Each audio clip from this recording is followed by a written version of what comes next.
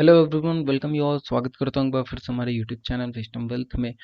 तो जैसा कि आपने थंबनेल में देखा, मुहूर्त ट्रेडिंग जो है उसकी टाइमिंग मैं बताने वाला हूँ इस वीडियो में। साथ ही साथ बहुत लोगों की रिक्वेस्ट थी कि सर कोई बैंक बताइए जिसमें हम लंबे अवधि के लिए निवेश कर सकें।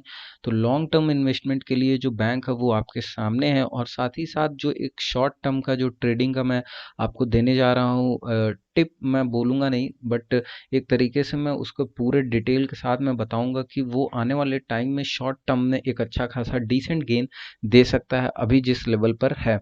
तो दोनों ही विषयों में बात करेंगे इस वीडियो के माध्यम से, लेकिन उससे पहले एक छोटी सी रिक्वेस्ट है कि चैनल को सब्सक्राइब नहीं किया तो प्लीज़ सब्सक्राइब कर लीजिए, बेल नोटिफिकेशन ऑन कर लीजिए जिससे सारे लेटेस्ट अपडेट आपको मिलती रहे। तो जो ट्रेडिंग मुहूर्त ट्रेडिंग का जो समय है आज के दिन का, वो है 6:15 टू 7:15 का आफ्टर, और 6:02 यानी कि 6:02 से लेकर 6:08 तक जो है वो प्री मार्केट सेशन होगा। और 6:15 से फिर मार्केट जो है कम्प्लीटली ओपन हो जाएगा, और 1 घंटे के लिए 6:15 से 7:15 तक के लिए मुहूर्त ट्रेडिंग होगी। तो ये जो टाइमिंग है ये बहुत अनक्लियर था, अभी तक क्लियर नहीं था, तो ये मैं क्लियर कर देना चाहता हूँ। और अब बात कर लेते हैं जो बैंक की बात में, जो बैंक का आपने डिमांड किया था कि कौन से बैंक का शेयर जो है वो आपको उठाना चाहिए, तो वो है कोटक महिंद्रा बैंक लिमिटेड।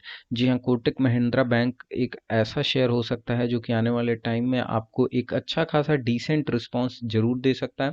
और साथ ही साथ अगर मैं बोलूँ जिस तरीके का इसका रिस्पांस पिछले कुछ सालों में रहा है, जब से लिस्टिंग हुई है तब से लेकर अगर अभी तक की भी हम बात करें, तो यहाँ पे आप ग्राफ के थ्रू देख सकते हैं कि क्या कंसिस्टेंसी बनी हुई है। तो सेम यही सिचुएशन जो है आने वाले टाइम में भी हो सकती है कोटक महिंद्रा बैंक में।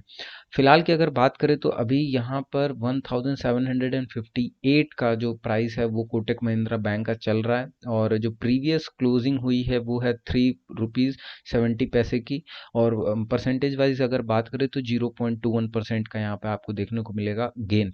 तो कोटक महिंद्रा एक ऐसा इकलौता बैंक हो सकता है। साथ ही साथ एक और अगर मैं बैंक की बात करूँ तो वो है HDFC बैंक, जिसे आप कंसिडर कर सकते हो, लेकिन मैं बोलूँगा कोटक महिंद्रा बैंक आपको अपने पहले प्रायोरिटी लिस्ट में रखनी चाहिए। अब यहाँ पे अगर इसकी बात कर ले हम डिविडेंड यील्ड परसेंटेज की, तो यहाँ 0.045% का डिविडेंड यील्ड परसेंटेज है। वहीं पीई रेशियो, अगर प्राइस टू अर्निंग रेशियो की बात करें, तो 37.84 का यहाँ पे आपको प्राइस टू अर्निंग रेशियो देखने को मिलेगा।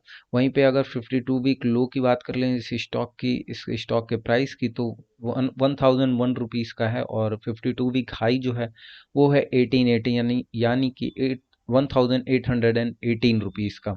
तो ये अभी फ़िलहाल अगर मैं बोलूँ तो अपने आसपास हाई के ही चलने वाला है। और अगर इस ग्राफिकल रिप्रेजेंटेशन को आप देखें तो कुल मिला के अगर मैं बोलूँ तो पिछले 5 साल के ये ग्राफिक्स में, इस ग्राफिकल रिप्रेजेंटेशन में ये जो गिरावट है ये मार्च की है, जब से कोविड-19 और पेंडेमिक सिचुएशन स्टार्ट हुआ था। तो इस गिरावट में सारे ही स्टॉक जो थे वो पूरी तरीके से मोर देन 20%, कोई स्टॉक 30% तक गिरे थे।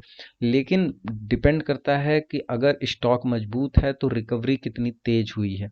यहाँ पर सेम सिनेरियो देखने को मिल रहा है, जिस तरीके से कंसिस्टेंसी बनी थी और जो कोविड-19 के अफेक्ट थे इस शेयर पे, और सभी शेयर पे अफेक्ट थे, लेकिन जिस तरीके की रिकवरी देखने को मिली, ये रिकवरी ही काफ़ी ज़बरदस्त है। It clearly indicates that strong potential है इस स्टॉक में और इस बैंक में।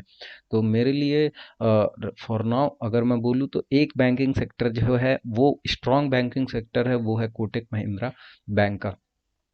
अब ये जो कोटक महिंद्रा बैंक है ये आपके ऊपर डिपेंड करता है कि आप किस क्वांटिटी में लेते हैं, किस क्वांटिटी में नहीं लेते हैं।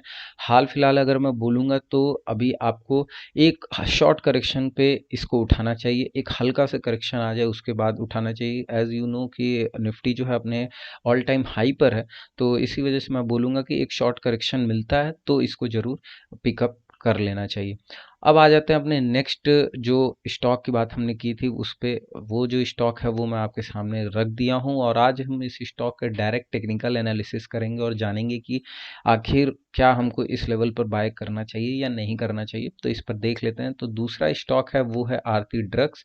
आरती ड्रग्स जो है ये स्टॉक मैं आपको रिकमेंड करूंगा, एज आई सेड कि शॉर्ट टर्म के लिए। लॉन्ग टर्म के लिए पिकअप जो होगा वो कोटक महिंद्रा बैंक होगा फुली। और ये जो है आरती ड्रग्स रिफ्लेक्स जो है वो होगा आपको बहुत ही शॉर्ट टर्म के लिए। तो ये चीज़ आप ध्यान में रखिएगा। अब इसको लाने का आपके सामने रीज़न क्या था, क्योंकि बहुत लोग कह रहे थे कि शॉर्ट टर्म या स्विंग या पोजिशनल के जो ट्रेड हैं वो बताएं। तो ये एक पोजिशनल मैं बोल सकता हूँ, या आप स्विंग भी कंसिडर कर सकते हैं ट्रेड। मैं तो बेसिकली इसको स्विंग मानूंगा, कोई पोजिशनल नहीं मानूंगा, क्योंकि यहाँ से अगर एक शार्प वॉल्यूम जो जनरेट होनी चाहिए थी वो जनरेट होती है अच्छे लेवल पर, तब मैं बोल सकता था कि हाँ एक रिवर्सल जो है वो क्लियरली दिख सकता है या देखने को मिल रहा है। तो यहाँ पर जैसा कि आप देख सकते हैं ग्राफ, इसका 1 डे का चार्ट है, टाइम फ्रेम, नीचे वॉल्यूम, और ये जो है ये लाइन है पिंक कलर के 200 डेज की एक्सपोनेंशियल मूविंग एवरेज। अब यहाँ पर जिस तरीके से ब्रेकआउट देखने को मिला था, ये अगस्त के आसपास का ब्रेकआउट है, आप देख सकते हैं ये वाले ब्रेकआउट की मैं बात कर रहा हूँ, ये वाले ब्रेकआउट की। तो इस ब्रेकआउट के बाद से जो है एक अच्छा खासा यहाँ पर फॉल देखने को मिला, एक टॉप बनाया, उसके बाद एक फॉल देखने को मिला, एंड देन मार्केट इसका एक रेंज बाउंड हो गया। फिर यहाँ पर क्या देखने को मिला कि हमको जो ऊपर के लेवल्स हैं वो ब्रेक कर दिए आरती ड्रग्स ने। आरती ड्रग्स ने एक ऊपर के लेवल को ब्रेक किया क्लियरली, एंड देन अगेन एक टॉप यहाँ बनाया, एंड वहाँ से वापस एक नीचे अच्छा खासे करेक्शन की ओर। ठीक है, तो अब यहाँ पर हमको देखना है कि ये जो ब्रेकआउट था जो कि एक अच्छा खासा रेजिस्टेंस था वो अब सपोर्ट बन चुका है, एंड सेम सपोर्ट लेवल से ही यहाँ से आप देखेंगे कि जो रिवर्सल है वो देखने को मिल रही है। तो ये जो रिवर्सल है, इस रिवर्सल को मैं बोलूँगा कि आप एक बार कंसिडर करें, और छोटी सी क्वांटिटी में माइट भी पॉसिबल कि ये जो है, ये जो सपोर्ट देखने को मिला है ये आगे आने वाले टाइम में ब्रेक हो जाए। इट माइट भी पॉसिबल, और चांसेस भी हैं कि ब्रेक हो जाए, लेकिन अल से कि यहाँ पर आपको छोटी क्वांटिटी के साथ अगर फेवर में जाता है ट्रेड तो पिरामिडिंग करें, और अगर आपके फेवर में नहीं जाता है तो यहाँ पे क्लियरली एग्जिट कर जाएं। अब यहाँ पर मैं लेवल्स बता देता हूँ कि कौन से लेवल्स पे बाय पॉइंट हो सकता है और कौन से पे आपको एग्जिट कर जाना चाहिए, किस पे आपका एसएल होना चाहिए प्रॉपर। ये मैं एक बता देता हूँ हिंट मोटा मोटा। अब यहाँ पर ये जो है आपका लेवल होगा ये ब्रेक का 1616, जी हाँ 1616 को अगर ब्रेक करता है विद हाई वॉल्यूम तो आप एग्जिट कर जाएंगे। ये आपका एक एसएल होना चाहिए, और वो भी स्ट्रिक्ट एसएल होना चाहिए। ये नहीं कि हम एसएल को ट्रेल कर और नीचे करके नीचे कर लें और ये सोचे कि हाँ अभी तो हिट नहीं हुआ, ऐसा नहीं है। अगर 1616 हिट करता है तो आप निकल जाइएगा, अदरवाइज अगर आप होल्ड करते हैं तो इसकी जिम्मेदारी आप खुद लेंगे। ठीक है, तो ये जो है एक अच्छी बाइंग अपॉर्चुनिटी बन सकती है एज अ स्विंग प्लेयर्स के लिए, मैं बोलूँगा फिलहाल। और अगर मार्केट के फेवर में जाता है आपका पूरा ये पॉइंट, ये पोजीशन, तो मैं बोलूँगा इसमें आप धीरे धीरे पिरामिडिंग करके अपनी जो प्रॉफिट है उसको रन करने दें, और उसके बाद अपने एसएल को ट्रेल करते रहें। इन्वेस्टिंग जर्नी में भी आपको अपने एसएल को ट्रेल है तो वो आपको क्यों, इसका रीज़न क्या है कि अगर एक शार्प फॉल कभी कभी आता है, और वो शार्प फॉल कभी भी कोई भी फॉल आता है तो वो आपको निकलने का मौका नहीं देता है। इस वजह से उस एसएल को हमेशा आप रखें, और एक पॉइंट बना लें कि अगर ट्रेल करते हैं तो उस ट्रेल पॉइंट को भी आप ध्यान में रखें कि ये अगर यहाँ से एग्जिट करना है तो करना है, उसको अब ट्रेल नहीं करना है। ठीक है, तो ये एक प्रॉपर एग्जिट और एक प्रॉपर एंट्री को आपको सेटअप क्रिएट करना है, एंड देन एक आपको एंट्री लेनी है। तो आई होप ये वीडियो अच्छी लगी होगी। वीडियो अच्छी लगे तो ज़रूर लाइक करिएगा, सब्सक्राइब कर लीजिएगा चैनल को।